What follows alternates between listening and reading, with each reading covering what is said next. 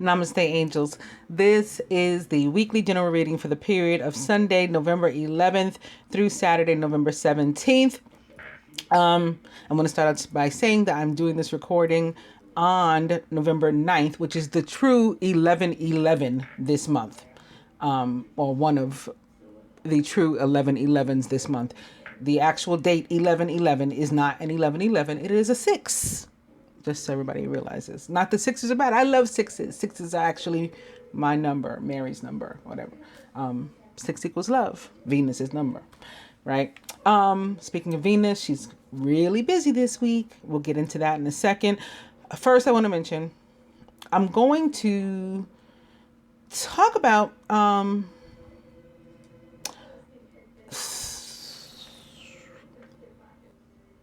regimen of the military from World War One, and I'm going to do that. Them in particular. First of all, it is the 11th is Armistice Day, Veterans Day, depending on where one is in the world.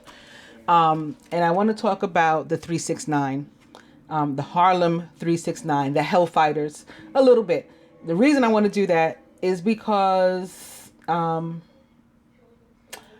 I, for the first time in many, many years, since I was in high school, I believe, I don't think I had missed a time, forgot to celebrate Black Solidarity Day on the 5th. I knew it was Black Solidarity Day, like coming up on the day, but when the 5th arrived, I just forgot. Now, in my defense, my father's god sister, like my father's brother's sister, that's not my father's sister, passed away. Also, one of my, earliest subscribers, viewers, friends on Facebook on this journey, friends, period, on this journey, her father passed away on the 5th too. So I think that maybe on the 5th I was just weird. I don't want to use those occurrences, but I did have a lot going on around me. That I was doing my little part to tend to, not that I claim to have been affected nearly like my father or like my viewer, but I just think that must be how it happened. Just trying to make some sense of it, I guess. Because like I said, I've been celebrating possibly longer than since I was in high school. I remember from then, but, I guess my parents taught me about it. So anyway, Black Solidarity Day is a day, you remember last year, a bunch of the immigrants to this country decided that they weren't going to work or open their stores and stuff because they wanted to see what would happen, if they didn't participate since they do all the labor. Well, Black Solidarity Day is basically a holiday or and I don't know if you would call it a holiday, a day in the Black community dating back to, I think, 1972, where we would sort of, go dark. No pun intended, or pun intended, yeah. Go dark and just, not participate in society on the day. So I wouldn't go to school on that day. People don't go to work and stuff, people that actually recognize it and celebrate it. And I forgot. Now, a couple years ago, why I decided to talk about the Harlem 369. A couple years ago, some of you may know that 369 is also a theory, right? Scientific theory, one of Tesla's, Nikola Tesla. And I guess my first year on YouTube, so 2016, I had this huge vision. I was having them all the time, like really deep, serious visions. I had seen bridges fall, and then what really happened. I mean, like my original viewers know, stuff used to move around my room. This is before I asked, like, can you please, guys, like, stop? People are gonna think I'm a witch, and like, at the time that was my fear or whatever. I don't know why I cared if anybody thought I was a witch. Maybe because I'm not a witch. I'm still not a witch, but now I don't care if people think I am one, or people know what I actually am. But at the time, I had all these things, and I was having, like I said, these really, really seriously strong and deep and, lucid visions and dreams and stuff. So I had one about 369 that led me around the time of this time of year, Veterans Day, that led me to talk about the 369. So since I forgot about Black Solidarity Day and Veterans Day again is upon us, it popped into my head, oh, let's tell the current viewers about the 369 too. So again, they are also known as the Hellfighters, and I think that may mean something too, since again, this is still a week, a month, all around the world, different communities and cultures of the fight, light over dark, good over evil. So I think Hellfighters demonstrates that too. All right, so the Harlem 369, I'm going to get to that with the 11th. Let's do it now. Never mind. Let's do it now.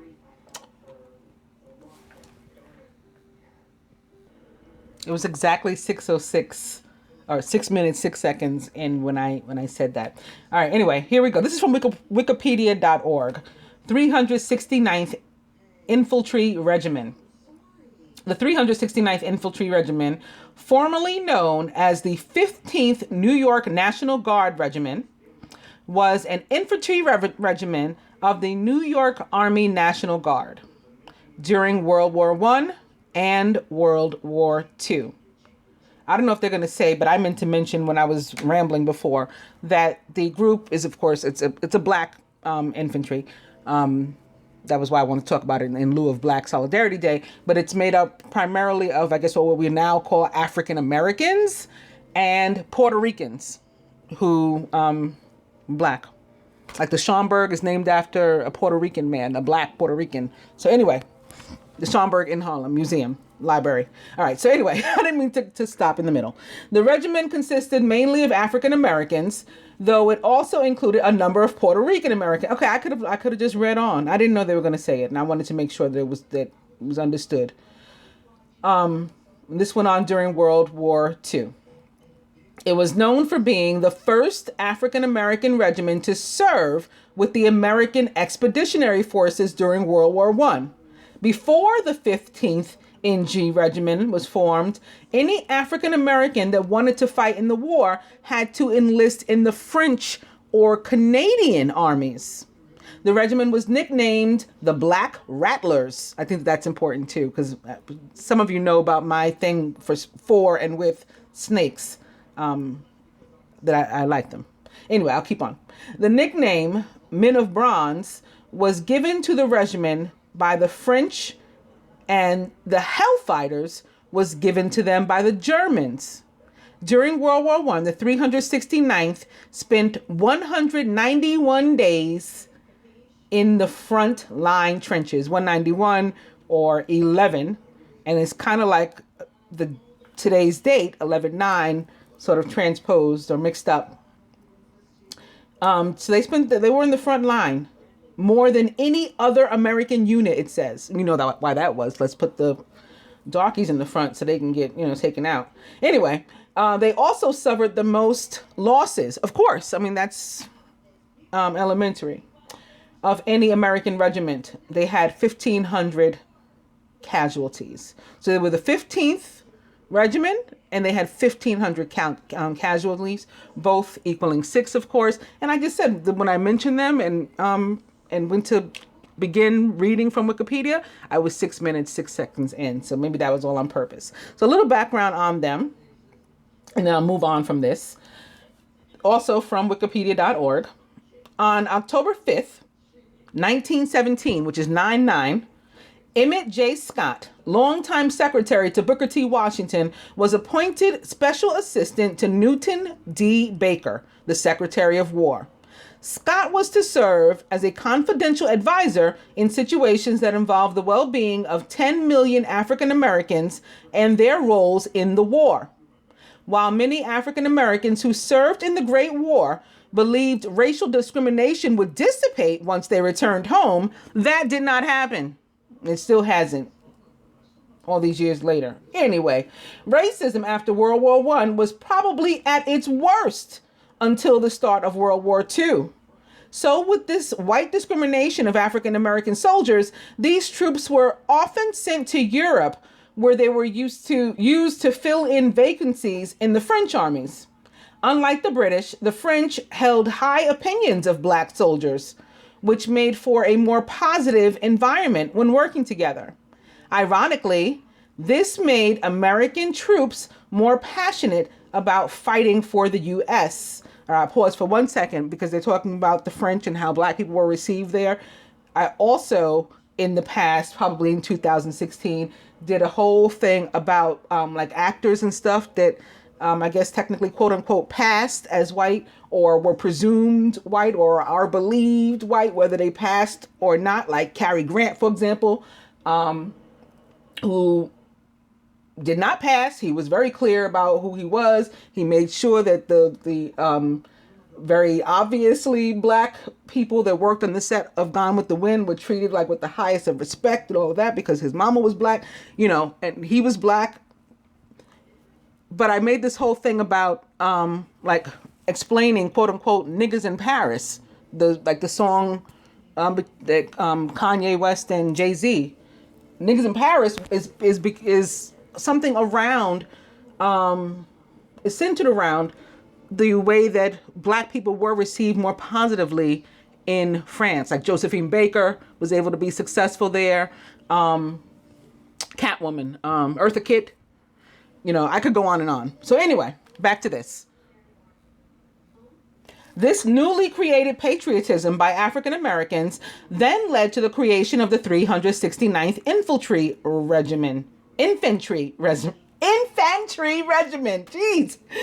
Although many African Americans were eager to fight in the war, they were often turned away from military service. When the United States realized that it did not have close to enough soldiers, it then decided to pass the Selective Service Act of 1917, again, which equals 1917. That required all men, the ages of 21 to 30, to register for the draft. This included African Americans as well.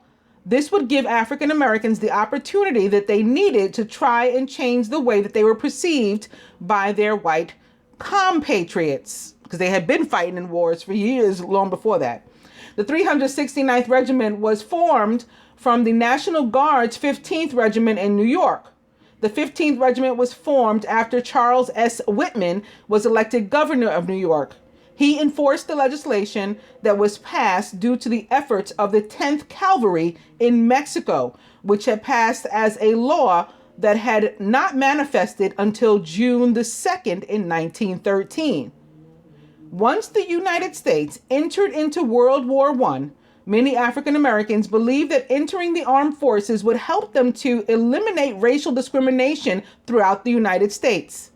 Many African Americans felt it was a God-sent blessing, and they have that in quotes, a quote-unquote God-sent blessing, so they could prove they deserve respect from their white compatriots through service in the armed forces. Through the efforts of the Central Committee of Negro College Men and President Wilson, so that'll be Woodrow Wilson, I don't know what the sirens are for, a special training camp to train black officers. It gets louder every time I start speaking again. For the proposed... Okay, Raphael. All right, he's gone. Let me read that sentence again. Through the efforts of the Central Committee of Negro College Men and President Wilson, a special training camp to train black officers for the proposed black regiment was established. Anybody wants to continue to read on that, you know, I went to www.wikipedia.org again.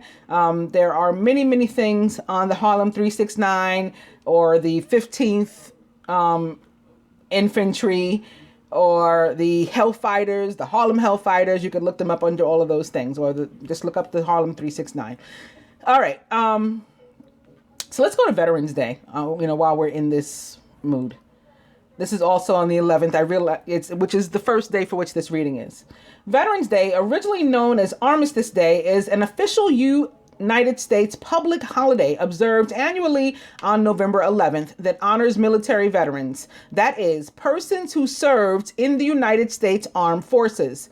It coincides with other holidays, including Armistice Day and Remembrance Day, which is celebrated in other countries that mark the anniversary of the end of World War I. Oh, that's another reason I decided to talk about the 369. I guess you see it there. World War I is where Veterans Day was established, and they fought in World War I. Many hostilities of World War I were formally ended at the 11th hour of the 11th day of the 11th month. So that equals 6. This is going to be like, really aligning this year. Of the year 1918, when the armistice with Germany went into effect. At the urging of major veteran organizations, Armistice Day was renamed Veterans Day in 1954, which equals 19. Veterans Day is not to be confused with Memorial Day, a U.S. public holiday in May.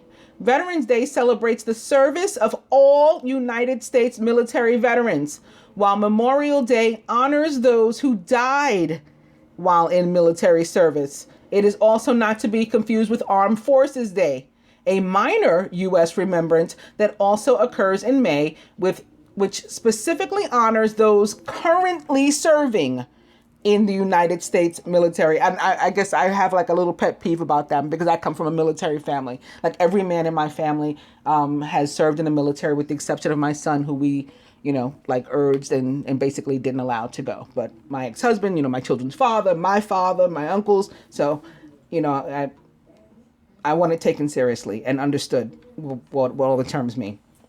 Armistice Day is commemorated every year on the 11th of November as well, to mark the armistice signed between the Allies of World War I and Germany at Copenhagen, France, for the cessation of hostilities on the Western Front of World War I, which took effect at 11 o'clock in the morning, the 11th hour of the 11th day of the 11th month of 1918. The armistice initially expired after a period of 36 days. A formal peace agreement was only reached with the Treaty of Versailles, which was signed the following year. The date is a national holiday in France and was declared a national holiday in many Allied nations. In some countries, Armistice Day coincides with Remembrance Day and Veterans Day and other public holidays. Armistice Day is not celebrated in Germany, where World War I occurred, of course, or around which World War I was, right? It was the Nazi occupation that led to the whole thing in the first place. So it's not celebrated there, but a German national day of mourning called Volkstag has been celebrated since 1952 and is observed on the Sunday closest to November 16th. They actually don't, it's like against the law basically to, I think like almost to even like talk about the Nazi occupation and stuff in Germany, like, swastikas and all that kind of stuff like we have here, and it's people's freedom supposedly to exercise hate against other people and whatever. It's illegal in Germany. All of that stuff.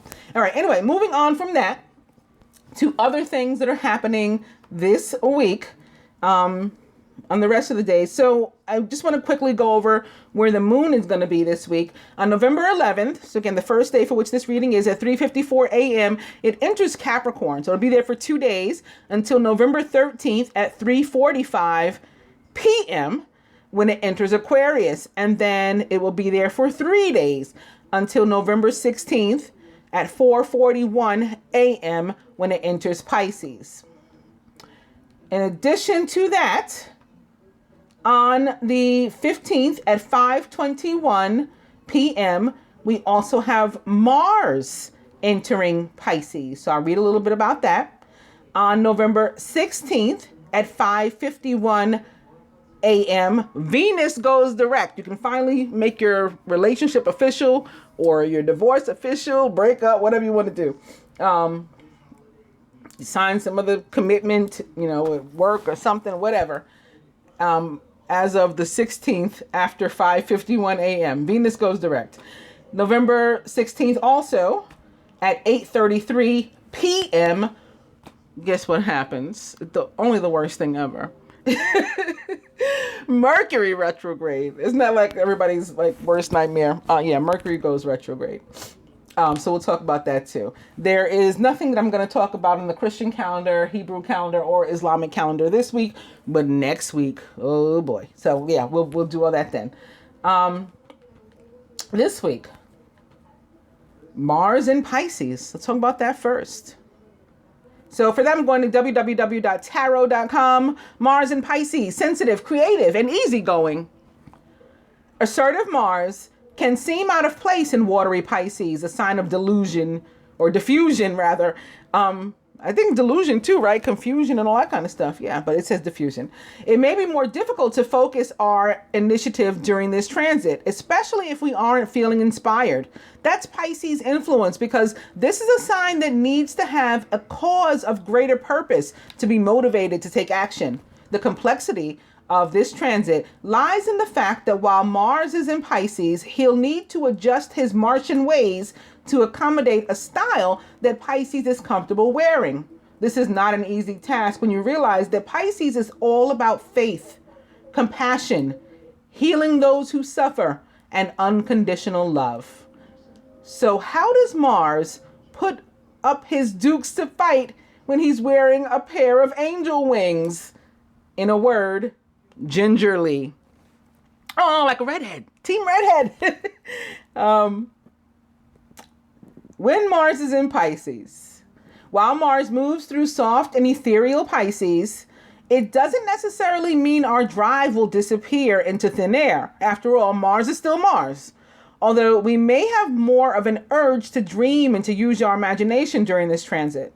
Mars in Pisces can move mountains in a subtle way when we realize that we've been given a cosmic green light to direct our energy toward inspired Pisces, action Mars. Mars in Pisces works wonderfully to combine dynamism and compassion. Mars is able to push gently, express itself creatively, and to fight for a higher purpose when it's in this water sign. There's no better time to move forward with creative pursuit or to become the leader of the pack when it comes to a charitable cause. We can save the whales, feed the homeless, fight for the right to the abused, and so much more during this incredible transit. However, we need to watch where our passions take us while Mars moves through Pisces. This pairing can manifest as blindly lashing out or indiscriminate anger. There are many noble causes that we can funnel our energy into, which is why we need to make sure that we have a clear target in sight so that we don't simply flail about. Universal Pisces often touches the artist within us. This is because Pisces knows that creative forms of expression can be so much richer than ordinary communication. So when Mars transits through this sign, we're reminded that we all need channels to take us beyond the boundaries of our mundane perspectives. And you can read further if you're interested in what it means if you were born with Mars in Pisces, or other Mars forecasts and whatnot can be found on this page as well. But I'm going to go to Mercury retrograde. And for this, I'm going to somewhere called Astro Style. It was just the first thing that came up. astrostyle.com/Mercury-retrograde. Mercury retrograde, how to survive a 3-week communication crisis. Like in my union, my divine masculine, I always stop speaking during Mercury retrograde. And I didn't know why. Maybe because I'm ruled by Mercury. I don't know. But he also has a lot of Virgo moon. I think Mercury in Virgo. It was a whole bunch of Virgo. So maybe that's why, like our two Mercuries were like, I don't know. Anywho, we stopped speaking. I don't know about y'all. Always, every year without fail, and then pick up again afterward. So anyway, brace yourself. Communication planet Mercury turns retrograde in fiery, outspoken Sagittarius from November 16th through December 6th, 2018, dropping a few truth bombs and even unleashing rash outbursts.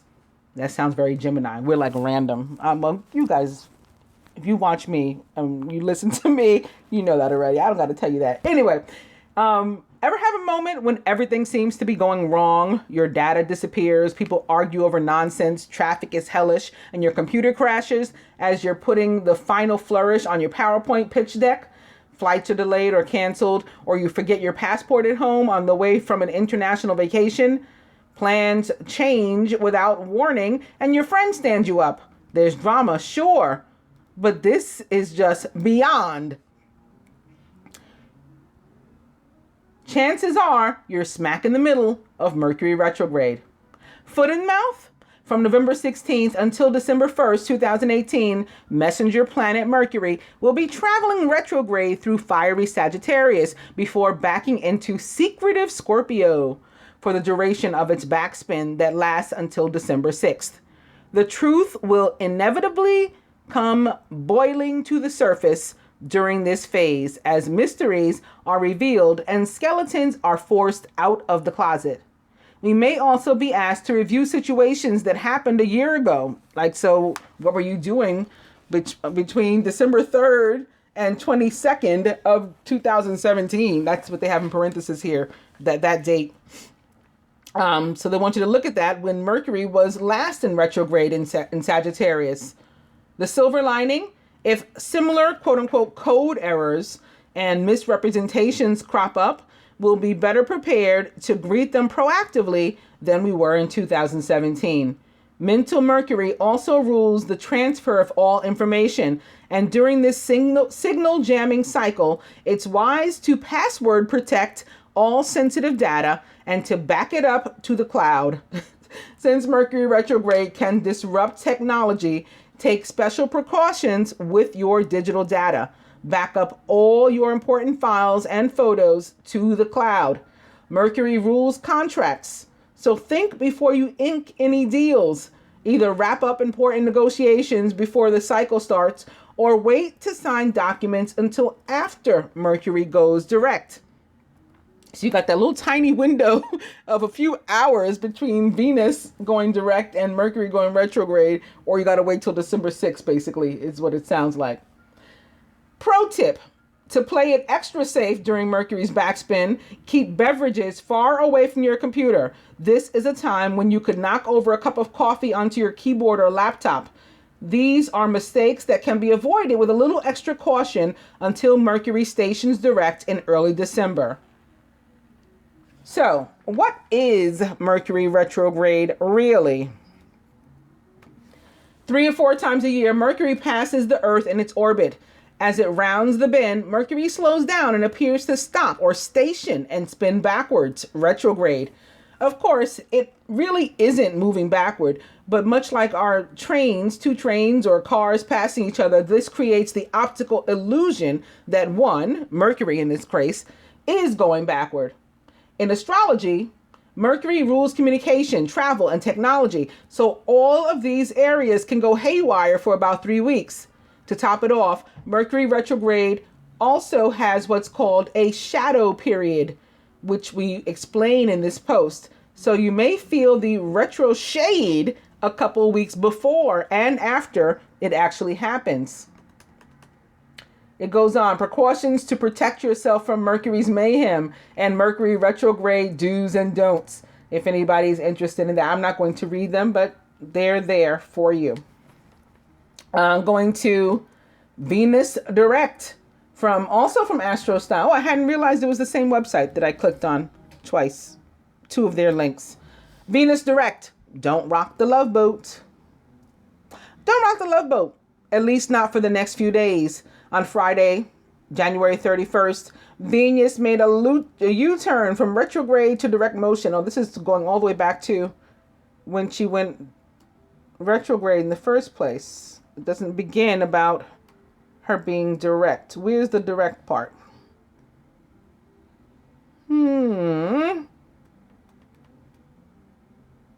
Forget it. A sure sign of progress. Right? Well, yes. But there's a hitch. Since November 3rd, Venus has been driving in reverse through the sign of goal-oriented Capricorn. This is not right. When is this from? It says 2018. Venus is not in Capricorn. I don't know what this thing is talking about. So, you know what? We're not going to do that. We're not going to read that.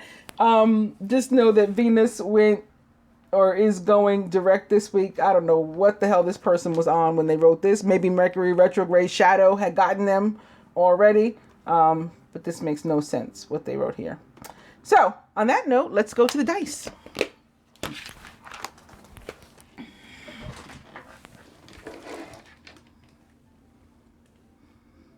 Stay in bed.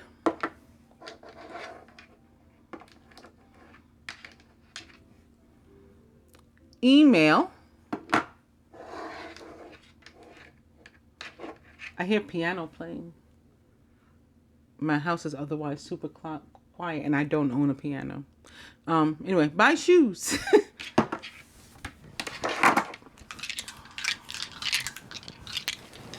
Yeah, my kids are out. I'm the only one that's lame.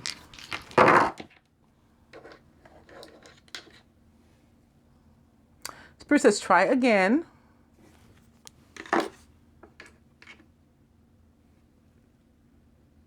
Cocktail. And massage. I was supposed to have changed my phone. See, I have this. I got to put my switch from Android to iPhone. And I don't know if it's the Mercury shadow that's been holding me back from that, but I have not done it. I charged the phone. I set it up, had my daughter help me to get it all ready. And all I got to do is activate it. And I never did. I'm fighting it hard. I don't want to let go of my Android. I've had an Android since the first one, since, that Droid, Motorola. Anyway, I'm covered in Venus-related stones this week. I don't even remember the name of this one. I think it begins with an L. I'll have to look it up. But it comes in green, pink, yellow, and it's very much connected to the mother energy, more specifically Aphrodite. This is hematite, and this is, of course, rose quartz. I have it over my pulse, right? My heart line. So we're going to begin with the Chariot. And Archangel Metatron, an important achievement, self-discipline and willpower, public recognition, which represents the sign of Cancer. And opening 2 major arcana card, the Empress with Archangel Gabriel, lavish abundance, give birth to your dreams, nurture yourself and others. Speaking of Mother and Venus, here she is. The Empress represents the planet Venus and the signs of Libra, Taurus, and Gemini, which she rules.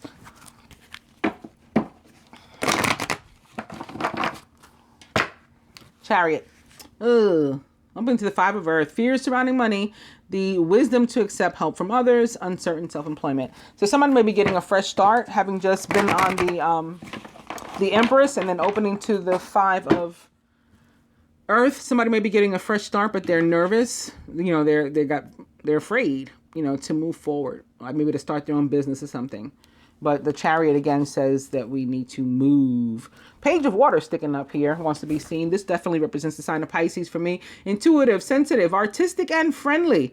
A new person enters your life. A relationship begins a new phase, and there are heightened psychic abilities. The Page of Water, like the Chariot, is a Cancer, Pisces, or Scorpio, or someone likened to those traits or attributes. Could be a child, or could be a younger direct water sign too. Also, speaking of Pisces, it is major arcana card, the Moon, which represents the sign of Pisces in the tarot. But Earth's moon, the actual moon, rules the sign of Cancer. Important psychic insights, events behind the scenes, release fears that hold you back. So what I was just saying about that 5 of Earth, that I felt like it was just about fear and being afraid maybe to start your own business or to move forward, new beginning, that the Empress is going to give you. This would indicate that as well, right? Release the fears that are holding you back from wherever it is you're to move forward. Relationships, jobs, goals, whatever. Actually moving to a new home or something. Maybe moving out on your own for the first time, know, you've always been in a relationship, you've always lived with somebody else, or you know, your first time leaving your parents' house or whatever. Chariot. And the High Priestess. Wow, a lot of this same kind of energy. Very interesting. High Priestess is a Gemini or a water sign also. Listen to your intuition, have patience, and consider carefully what you want before acting. Well, first of all, twos are about faith, relationships, partnership. And she's all about all those things too. She's super observant, wise, and smart, very intuitive, very psychic, and she relies on all of that stuff, all of those traits and gifts to decide like her next move. Getting back to move. Again, the Chariot all about moving or modes of transportation, you know, so like travel too. And it definitely can be metaphoric too, like where something was stuck, there's now progress. And it's also about victory.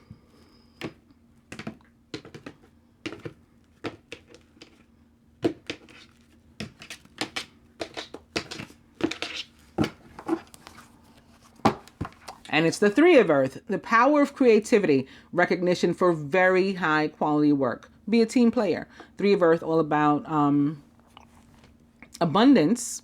So similar to the Empress. Abundance specifically that is earned, though. Nobody's giving you this abundance. Like you worked for it. It's hard work. It can be about teamwork, too. Getting together in groups. So partnership with, you know, 2 or more people. Could be about some sort of party of 3.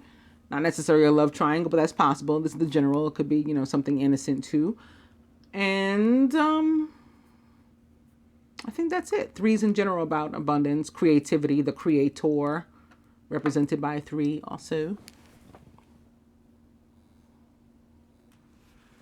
Overall energy is Major Arcana card 15. So we saw this with the 1,500 casualties of the 369. And we also saw that they were the 15th infantry. So I don't know if that has anything to do with it. But again, 15 equals 6 equals love. Being shown a water card. What is this? The Queen of Water. Tenderhearted, empathetic, patient, and loving.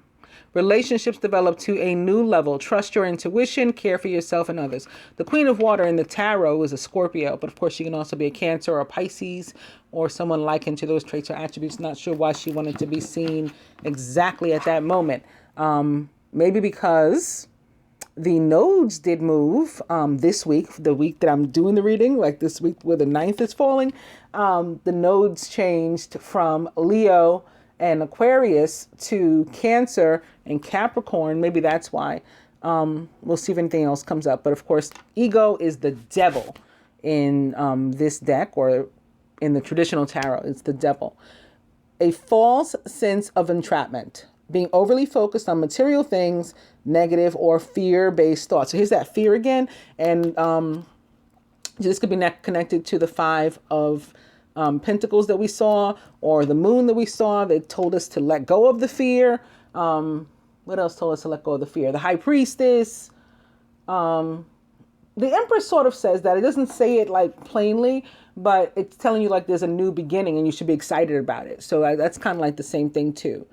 So somebody's feeling stuck maybe, and they shouldn't. The Chariot, which we saw before too, which again is Cancer, the opposite axis of this Capricorn, tells us to move, right? It tells us the exact opposite, in the tarot at least. I'm also being made to mention about the 5 of Earth and the Empress that it can be about, I guess from a darker aspect of it, something about like a woman being attractive, being like her downfall, like it leading to her downfall. Like a woman acknowledging that me being, like attractive, like messed everything up or messed me up. Maybe it's about conceit, which could be attached to the devil, because I'm getting that. Also, can be about a change, a transformation from sort of like a rags to riches story, right? The Empress opposite the Five of Pentacles, which is Five of Pentacles, all about loss. The Empress, Venus, is the, the queen of abundance in all forms. And like, I use the word queen, but she's the Empress, right? So she's kind of like above that, at least in the tarot. The tarot, there's 4 queens. There's only one Empress. There's only one high priestess. You know what I mean? It's not like, so they're different. They're like set apart from these others. So there's that. Also, it's like about being like happy, being a minimalist too. Happy, like not having a lot of stuff. So not necessarily being sad about the Five of Pentacles, when it's sitting opposite the Empress. It's like, I'm cool with not being bogged down with a bunch of things and material stuff, as opposed to this, right? This is like the opposite of that. This is being like overly obsessed and consumed with the material and the financial, perhaps, like sort of being married to it, to money, or worshiping it like a god.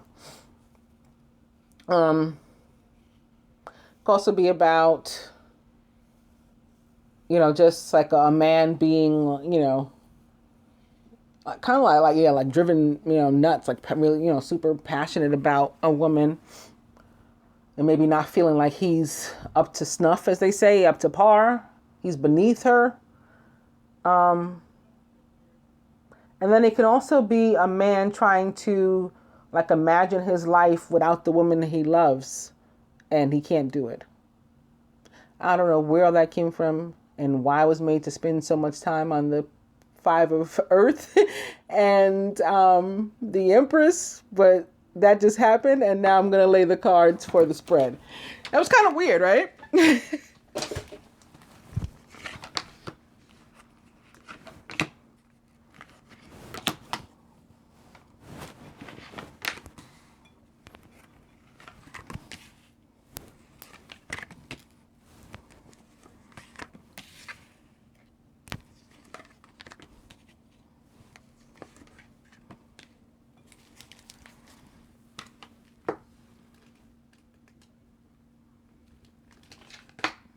Kind of the masculine. Speaking of all the sixes today, it's the 6 of air. Things are looking up. It's the end of a difficult situation. May even be taking a trip. So we saw the Chariot already. Chariot can definitely be about a trip, travel. If it's not actual, then metaphoric. This can be metaphoric too. Again, moving, calmer, stiller waters ahead. Everything's getting better. And if it is an actual trip, it may be specifically a trip across or over water. And that doesn't necessarily mean a great distance. Like, I live in Manhattan, it's an island, If I go to Brooklyn, I got to go across water. If I go to, anywhere, basically, I got to go across water. So, surrounding the masculine. The 3 of fire. What if this is a 9? Wouldn't that be funny? Right? The Harlem 369. The 3 of fire. Abundance. Things look very good. Have patience at this time and make long-term plans. The 3 of fire, it can be about abundance. That's what 3s are about. Again, abundance, creativity, the creator, Trinity, and all of that. There's some good stuff, but also parties of 3. And of all of the 3s, I think that this one is the most love triangle-ish, because wands are like considered phallic in this in the tarot, and in this deck in particular, I don't like the way this 1-3 is always like, it's over there. I say always as if the card's supposed to change, but you know what I mean. It's not symmetric to the other 2, so it looks like it doesn't belong. Like this is a 3rd wheel. Maybe we're moving on from like a funky 3-way situation. Close but no cigar. It was a 10, almost a 9, right? Too much work, accept help from others. Life is out of balance, and that creates stress-related health concerns. So we need some 50-50 here. When the 10 of fire shows up, masculine, kind of stressed out, might be running his pressure up, thinking about something, and again, wanting to move away from whatever this is, because it's just becoming overwhelming now at this point, and he can't deal anymore. Whatever it is, whether it's a love triangle or some other situation, he is like carrying the load, the burden, and he's conscious of that, and he's done. He's over that, and he's looking forward to this, more calm time.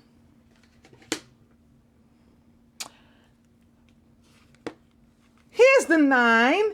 3, 6, 9. Don't give up. Protect that which you've created. Have courage and believe in yourself. The 9 of fire encourages the feminine to keep going. She is surrounded by the 8 of fire. Events moving at a fast pace. Delays are over. Many things are happening at once. The 8 of fire is about movement. Also, like the 6 of air in the chariot, it's about movement. It is about communication. So that's going to be the big this week, again, with all the stuff that's going on with Venus and Mercury. It is also about, 8 is like a karmic number. So very much the universe being involved, and you might not know what's happening behind the scenes, and where something was stuck, again, where it was stagnant, where there wasn't progress, similar to what I said about the chariot, all of a sudden there is. Feminine subconscious, the king of earth. Generous, professional, responsible, and practical.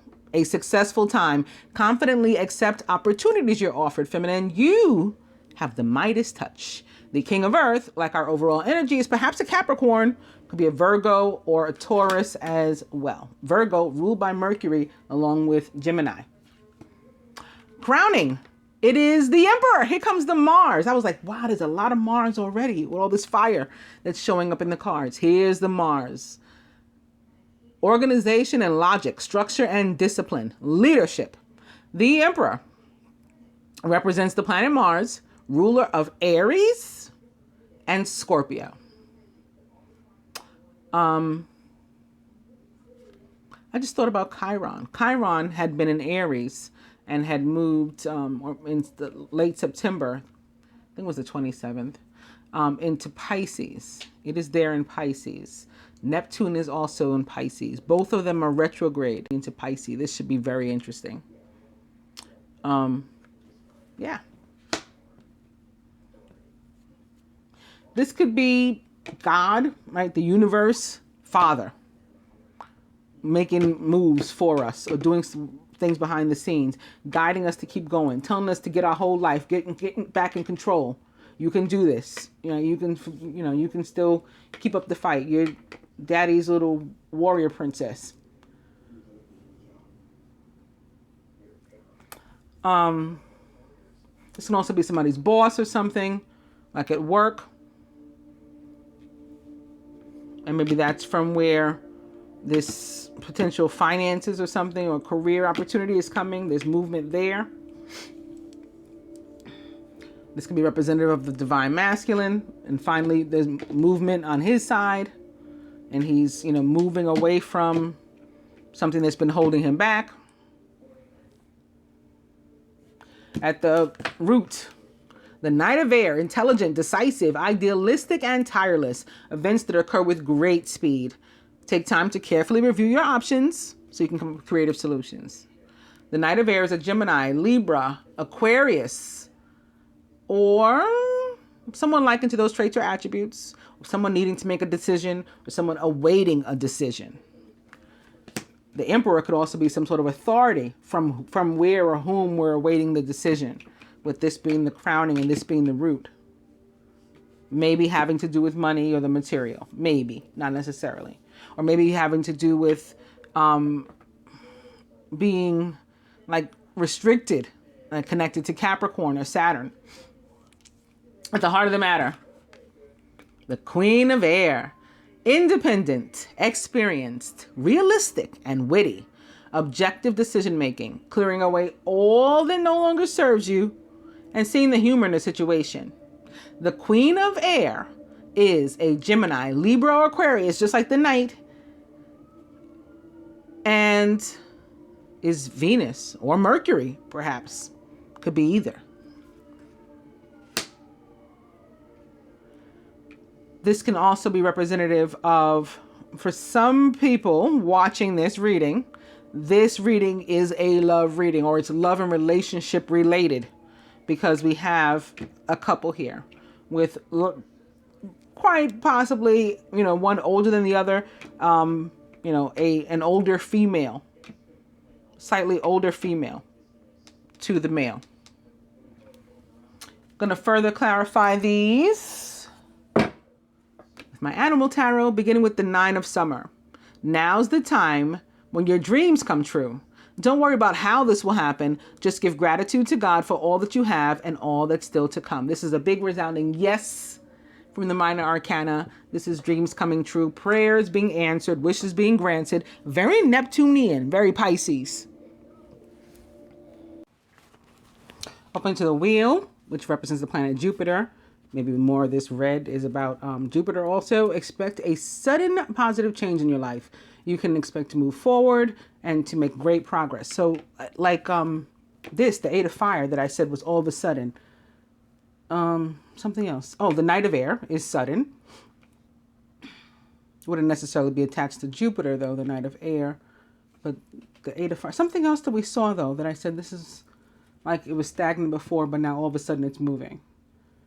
6 of Air has that similar energy too. In any case, the wheel represents the planet Jupiter, ruler of the sign of Sagittarius, where Mercury is currently located, and where Jupiter is currently. Oh, okay, yeah. Ugh. Jupiter is currently located there too, actually. Also, the wheel is connected to the fixed signs. And Jupiter is connected to the fixed signs. So Scorpio, Leo, some more of this fire, Aquarius, that explains the Knight of Air, and Taurus, that explains the King of Earth as well. Taurus, which is actually ruled by Venus. And this could be another couple too. A king and queen here at the table. They're not of the same suit, but this could be representing some sort of partnership also. Perhaps an air sign female and an earth sign male.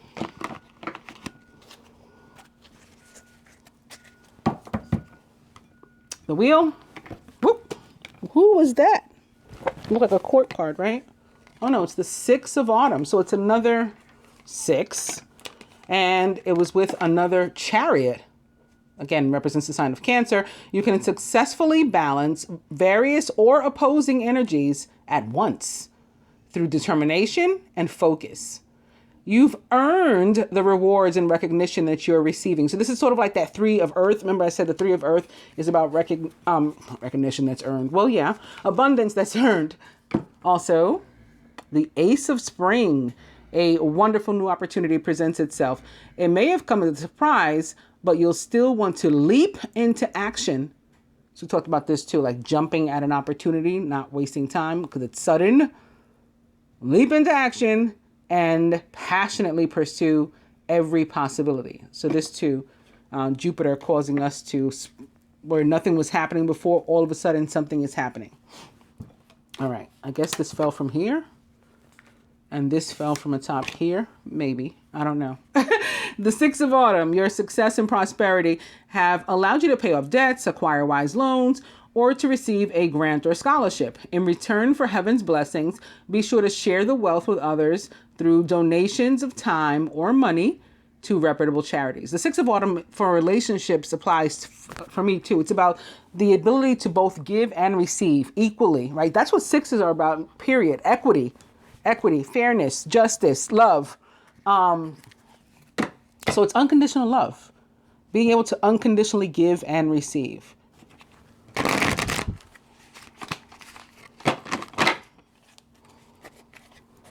The wheel.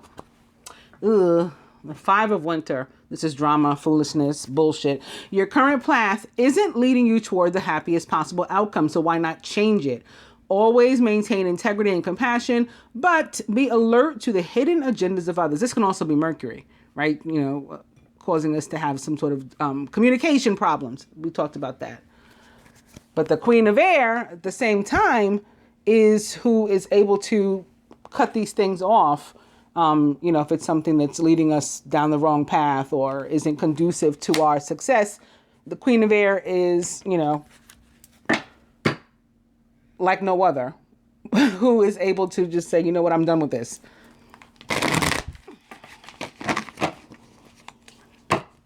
Five of Winter. Ooh, The Two of Summer. You're falling in love or experiencing a deepening of emotion in your current relationship. Marriages or romantic partnerships that are in distress can still be saved. Don't give up. So sort of like the Nine of Fire. Again, that perseverance. It's like things were dead. You were feeling kind of dead, like you didn't have any more energy, but all of a sudden it's picked up. And so have you. You got like that burst of energy, and you can do this. You can cross the finish line, basically. So we had the Five of Winter opposite the Two of Cups. That means drama and bullshit in a relationship, in a partnership, whether it's business, whether it's close friends. So again, watch your communication, particularly with your loved ones. And if something does come up that, you know, is hurtful or not conducive to furthering your relationship, fix it. Fix it. Two of Summer. I'm going to cut.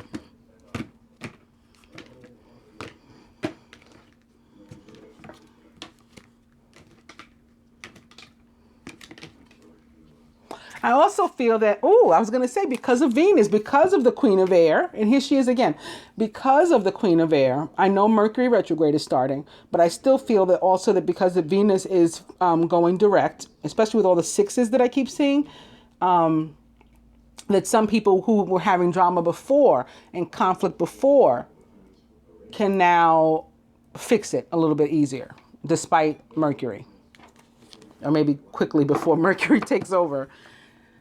All your life experiences have prepared you for this moment of truth. It's time to declutter your home, clear away situations that aren't working for you anymore, and to disengage from people who create more drama than happiness. That's exactly what I was talking about with the Five of Winter. Again, the Queen of Winter, she's experienced, self-sufficient, brilliant, and funny. She's also a Gemini, Libra, or Aquarius, so someone likened to those traits or attributes.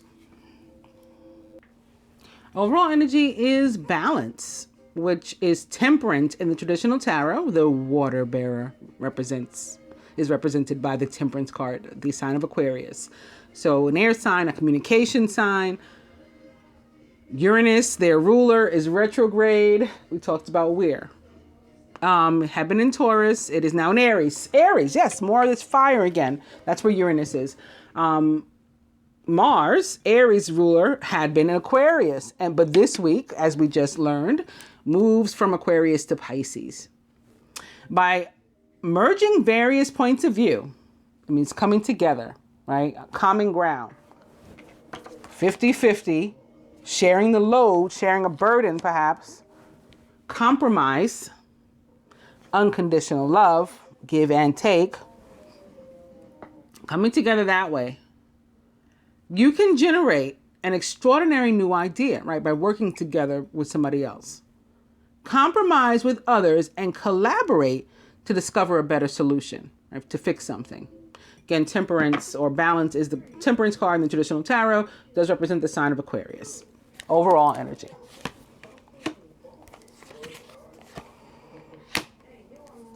It's funny because with the animal tarot, our overall energy is Aquarius, essentially, right? Temperance.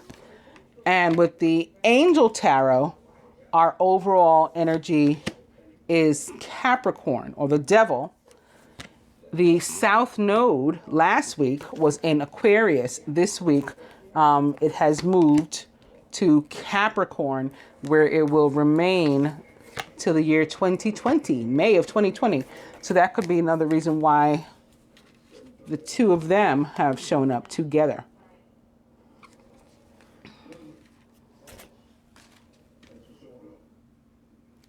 Okay, atop the Six of Air for the masculine, crowning the masculine. It's the Nine of Autumn. Very nice. So maybe where he was, he may have been stuck in a financial situation where he wasn't making much progress. Again, in a business that he owned or something. Remember, I was feeling that before I even laid any cards. I was feeling something about business and the fear. So there could have been that, and he's had growth in that area. He could have had progress and movement in a relationship. Maybe he was stuck, right, with the energy of the devil, or he was stuck. He felt stuck, right? Perception is reality. So if he felt stuck, he was stuck.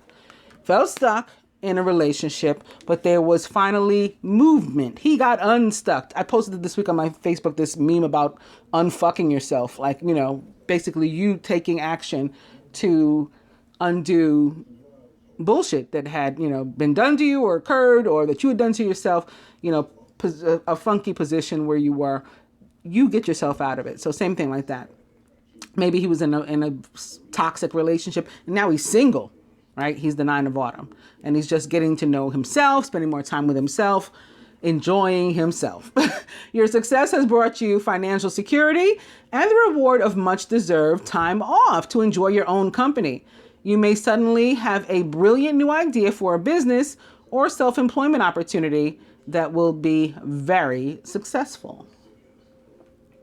Or maybe he was single, now he's moving into, a new relationship. Maybe now that Venus retrograde, or Venus rather, is direct. That could be too. Or maybe he can afford to travel and perhaps to visit someone over here, the feminine. See this boat headed in this direction. Maybe he's got some money now. He can afford to make a visit. All of those are possibilities. Atop the 3 of Fire, 3 of Wands. The 10 of Summer. It's time to express your love and appreciation for family, be it relatives or a chosen family of close friends. Congratulations may be in order on a happy, fulfilling marriage, as well as raising happy, balanced children, too. And you see there's 2 otters or gophers or whatever those things are. Hedgehog? I don't know what no, not hedgehog. Otters or gophers. I'm bad with animals. Oh, it says it right here, Lord. I should be ashamed of myself. Prairie dog. There's 2 of them. They're hugging. Okay? Top this 3 of Fire. There's 2 symmetric wands. There's one that doesn't fit. So that could be 2 people coming together. Now they're happy. Maybe surrounded by others that they love. Perhaps. So again, it can be walking away from some sort of party of 3 situation, or, maybe the more the merrier. Maybe you're surrounded by actual, a group of friends and or family, or friends that you consider family. This can also be about the masculine actually looking ahead, because that's what the 3 of Fire is about, like being somewhat patient while you wait for your, ships to come in, as they say. And you're waiting for that last stake to put in the ground so you can have the solid foundation of 4. So he could be planning ahead, looking ahead to a happy family, married life, relationship, or maybe single life, in the future. All of those things. Also, again, speaking of ships coming in, that can be connected to this too, because again, we have a boat crossing water. And the 3 of Fire is definitely connected to that sort of thing. In the traditional tarot, on the Rider-Waite deck, there's the card with the man. He's standing at like a dock and he's looking at the ship out on the water, literally waiting for his ship to come in. So it could be connected to this again too.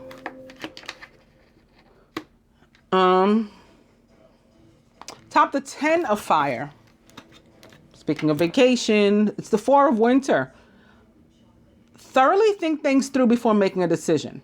Continuing to analyze isn't going to get you any closer to resolution, but meditation and prayer will bring you the answers you seek. So that can help you with this 10 of Fire energy, right? To, calm your mind, restore peace to yourself, balance. That can be what the 10 of Fire is about, the need for balance, restoration to wholeness, to peace, to like chi and zen. Because again, you could be running your blood pressure up and stuff. But the 4 of Winter is also about planning a trip for me. Not so much in this particular deck. It's not what it alludes to here, but it's still about that, especially with the 6. I can't ignore the fact that the 6 of Air is right here.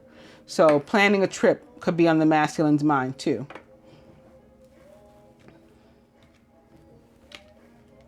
And maybe that's about what the decision is too.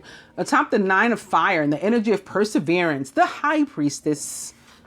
This is a time to pause and to reflect not necessarily to take action.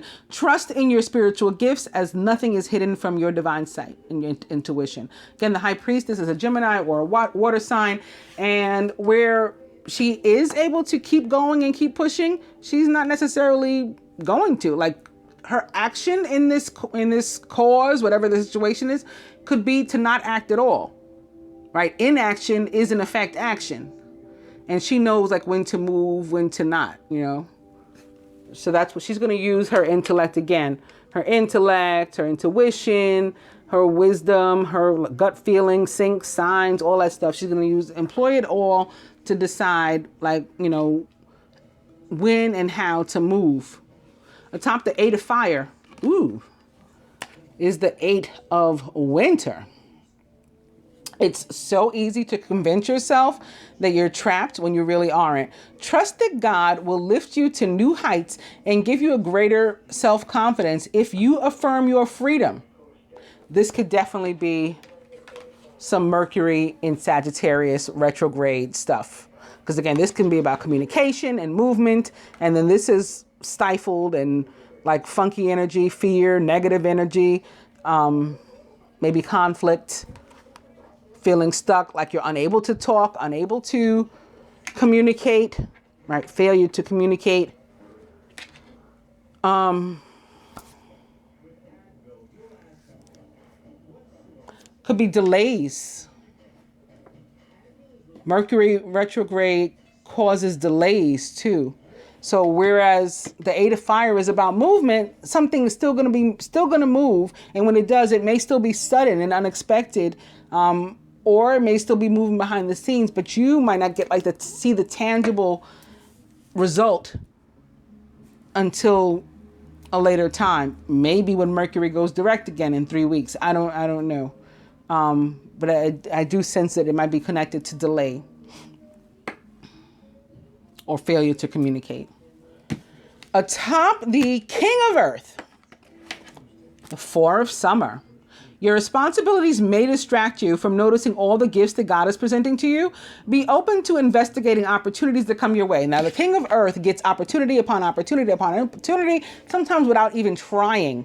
So when that happens, you're offered a job or whatever, don't just and disregard it. Think about it. What does the job entail? Ask about it. Look into it. An opportunity to, go out with somebody. Not my type. But, consider it. Look at the pros and cons, all that sort of thing, whatever the situation is.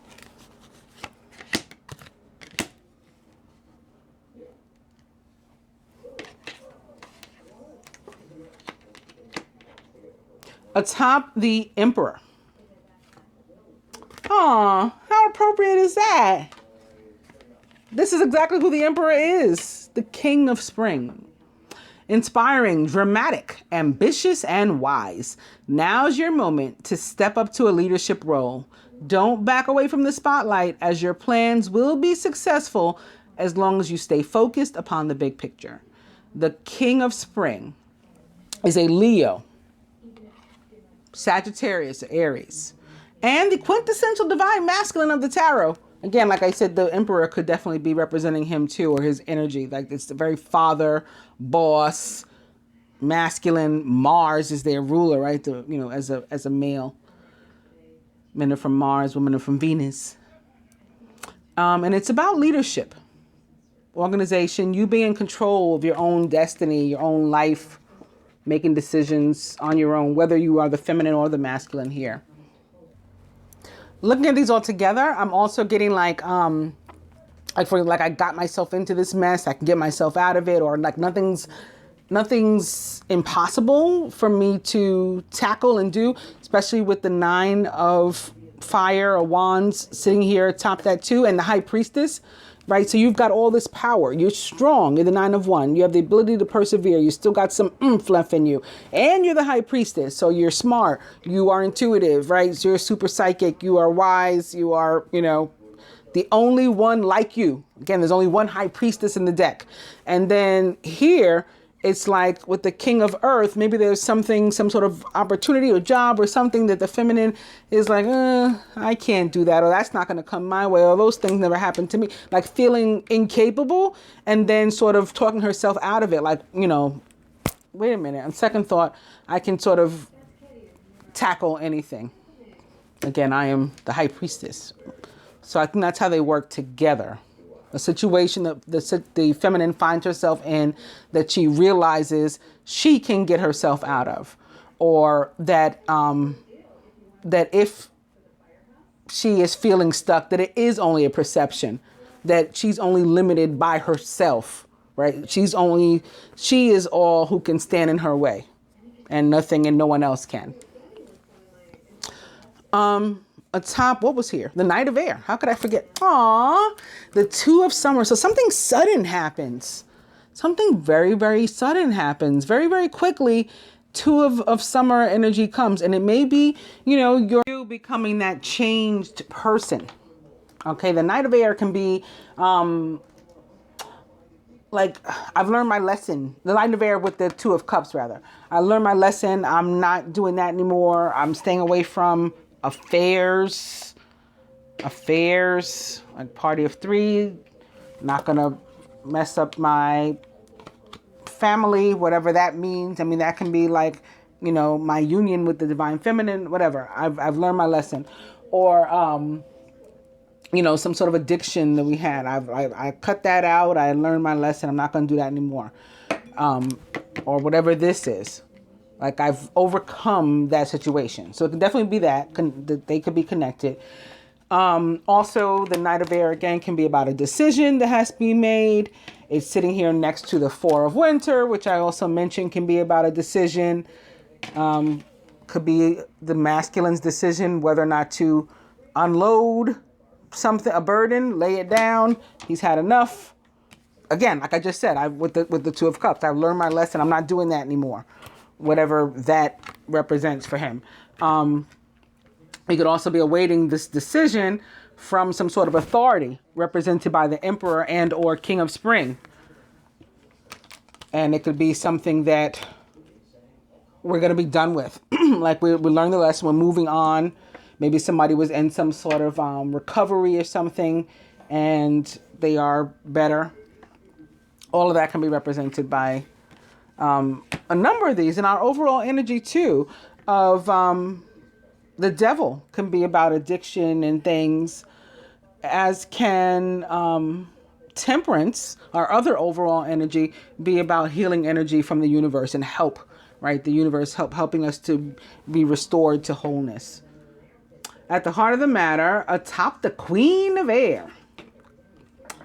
Very interesting. The Queen of Autumn.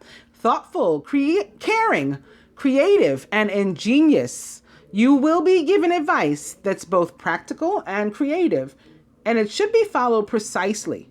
Focus only upon the positive in every situation or person. The Queen of Air and Queen of Autumn together could absolutely represent Venus and or the Empress. Again, Venus is the ruler of Libra, Gemini, and Taurus. She is both the Queen of Air and the Queen of Autumn. Could also be Mercury, ruler of Gemini and Virgo. Queen of Autumn could be some sort of facilitator of abundance coming your way. Again, that's Venus. And the Queen of Air could be like a wise, intelligent person that knows how to, like a business woman. This could be someone making really good, level-headed decisions. It could be you. It could be you. Or it could be representative. Also, we were talking about couples showing up to the table, and I said that maybe there was air and earth, female air sign, male earth sign. Could be a lesbian couple, female earth sign, female air sign, or homosexual couple, gay couple in general. Could be the need to decide, to pick. Like I learned, I'm not fooling with that one anymore. I picked that one. Or I'm not fooling with that one anymore. I picked that one. It can be connected to this. Further to all of that, we'll see the angels, the animals have to tell us for advice. Also, I've just been drawn, it's a few times now lately this week, recently, that I've been moved to use my angel therapy cards. I'm doing it again.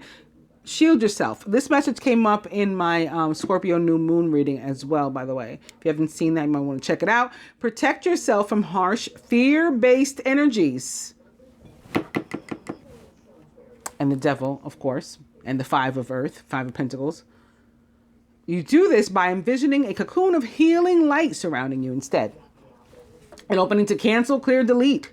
Use only positive words and thoughts as they're rapidly manifesting into form. Ask the angels to cancel the effects of past negative thinking. This also came up many times in that reading. But that was here too. This is where I was saying like, oh, I can't do that. You got to shake that off and remind yourself that you can. Shield yourself. And visualize success. Again, remind yourself you can, and then picture yourself being successful at it. See yourself doing well in the situation and have faith in a positive outcome. Exactly. Exactly what I was trying to get across. Visualize success. And lastly, vacuum away fear. Call upon Archangels Michael and Raphael to lift fear-based energy from you, your surroundings, this situation, and everyone involved. Whoa. Sorry about that. This card is standing straight up on my floor. I wish you could have seen it. The Four of Summer. Upside down. It was standing straight up. That happened on video once. Live camera. One of the cards over here stood up on the table in the middle of the reading. It's funny because I just mentioned earlier during this reading, like, you know, the magic and whatnot that would go on. I'm sure some of you saw it. If you saw it and you happen to be watching when I premiere this video, maybe we're talking live or something, or if you just want to comment that you saw it, of course you can, and I, invite you to. It's funny. Okay, so integrity is to what we've come. Align your actions so that they match your values and your inner knowingness of what is right for you. That is this. That's this. He knows or she knows what is right for her now. So like, because of that, they know what they're not fooling with anymore. They know what they are fooling with and what they absolutely are not ever again. As I was shuffling, workshops and seminars jumped out and landed on the floor. So that may mean something for somebody. If you have an opportunity to take some kind of class to further your confidence in yourself, or, some sort of opportunity, take it, look into it at least. Otherwise, our overall energy is singing and dancing. Express yourself and awaken your psychic senses through the magical power of music and movement.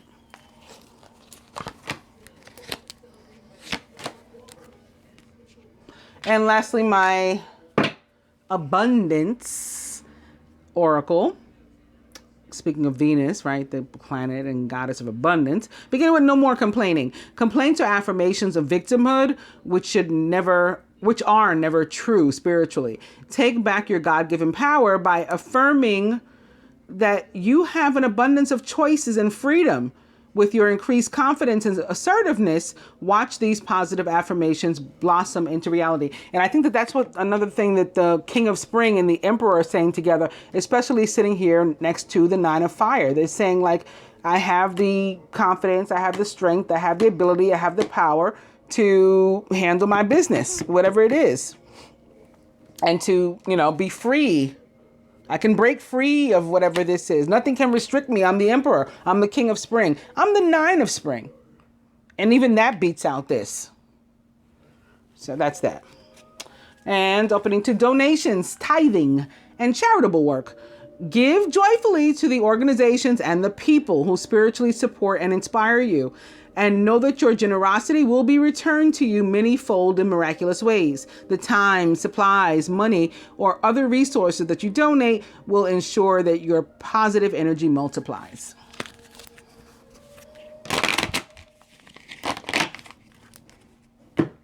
And one more. God is your source. Everything you need is supplied by the infinite source of God, and your faith opens the doorway to receive. In God, there is no lack or limitation. Rather, there is plenty of abundance for all to share.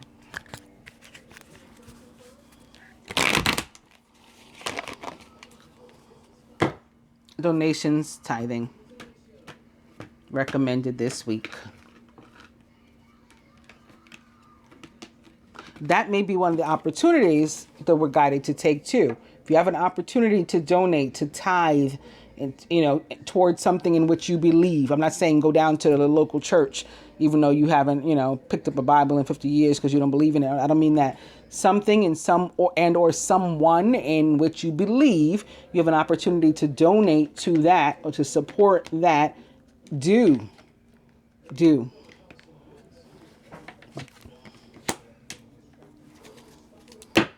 And moonlighting. You can start working on your dream career part-time while keeping your other job to pay your bills. Soon your dream career will take flight and fully support you. The overall energy is face your financial fears. When you're honest with yourself about your fears, see how often did fear come up this week? This is a real focus. And I've never reiterated that I can remember about donating or tithing or giving. So I think that's important. And it could be connected to this. Like, okay, for example, financial fear. Like, I can't afford to tithe. I can't afford to give because I'm broke. And that's speaking like negative words over yourself and thinking negative thoughts over yourself. That's a financial fear that you need to face and say, you know what? No, I'm not broke. I'm one of the richest people on the planet. I'm a divine being. I have manifestation ability. I can afford to give. And then you donate. And then watch it multiply. But when you're honest with yourself about those fears of success or failure, they can no longer control you. Right? You're taking back the control. Versus allowing something like this to hold you back. Be free, right? Free. Come out of the cage of hidden fears by exposing them to light and awareness. And you'll realize that you, in fact, have nothing to fear. And that every successful person has struggled with and released those same self-doubts. That sort of takes me back to the beginning of the reading, what I was feeling about the masculine over here with this. So further advice specifically to the masculine from the Angels of Abundance, quiet retreat, which is what you're doing. So do more of this, right? More of this alone time. It's time to disconnect from the outer world so that you can discern and process your true thoughts and feelings from your inner world. Create this quiet time for yourself and you'll have more clarity about what to do next, right? That's this.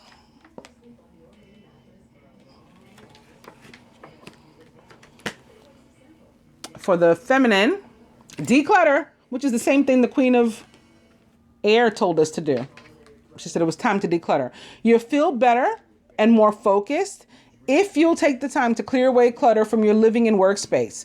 Donate. So here's another opportunity to donate. Didn't I just say take the opportunity to donate? This is another way that they're saying you can do it. Donate what you can to help others who may need your items. Be sure to keep your schedule uncluttered as well. I don't know why I put this up here. What is this doing up here? Masculine, from the angel therapy cards, Earth Angel.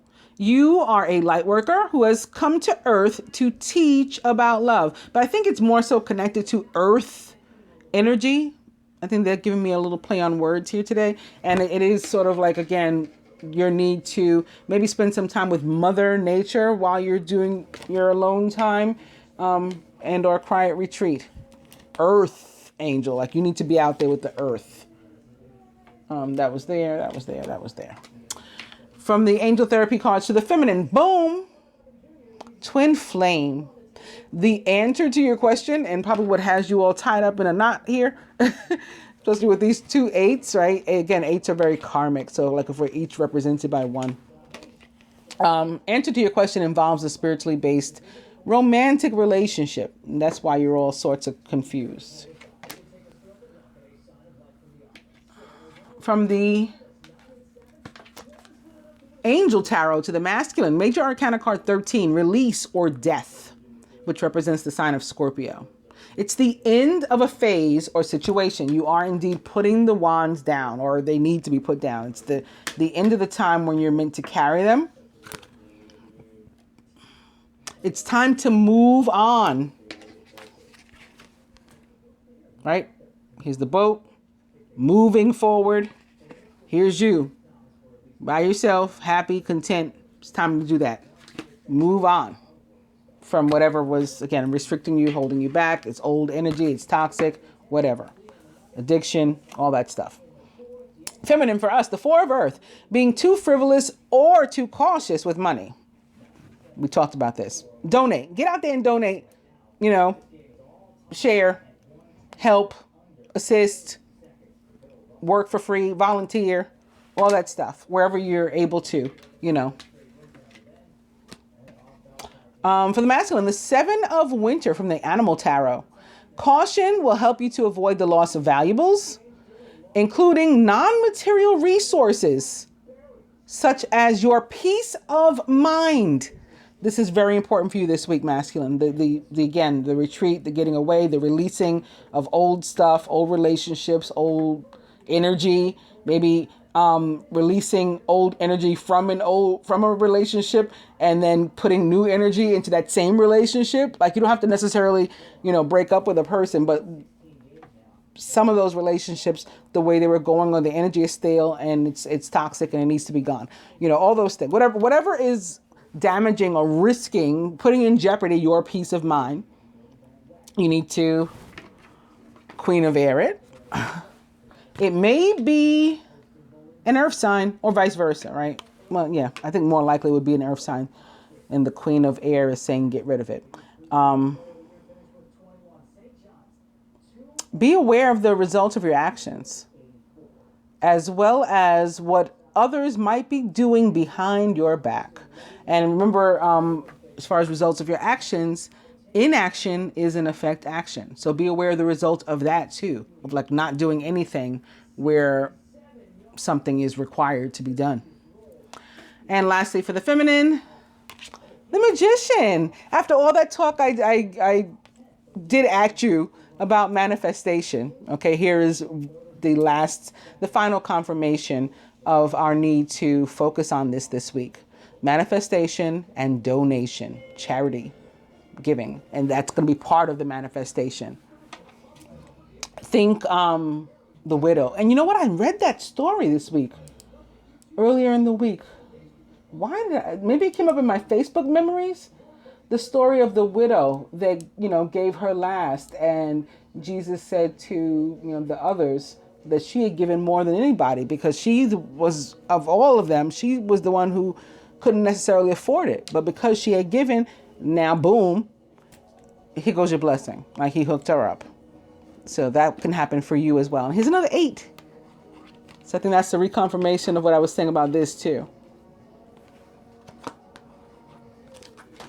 You can manifest your twin flame relationship into a better place. There is magic in the air. You can manifest everything you need to be successful. So whatever it is, you can manifest it. And we definitely see, to recap quickly, something going on with fire signs, Leo, Sagittarius, Aries, possibly with air, Gemini, Libra, Aquarius, or earth, Capricorn, Virgo, Taurus. Of water, not much water here today as far as court cards or major arcana, with the exception of Scorpio specifically. So that's what I got for you. Well, I guess unless you count the High Priestess, because sometimes she does come through as a water sign. So maybe there could be some action for you guys too. But it's you know, really first and foremost Gemini for me. In any case, I hope that the energy receives you well and vice versa. You receive it well and that you enjoyed the reading. If you did, if you liked it, please actually like it. If you're not yet a subscriber, please hit the subscribe button and the notification bell. And I guess that's it. I'll be back with love. Namaste.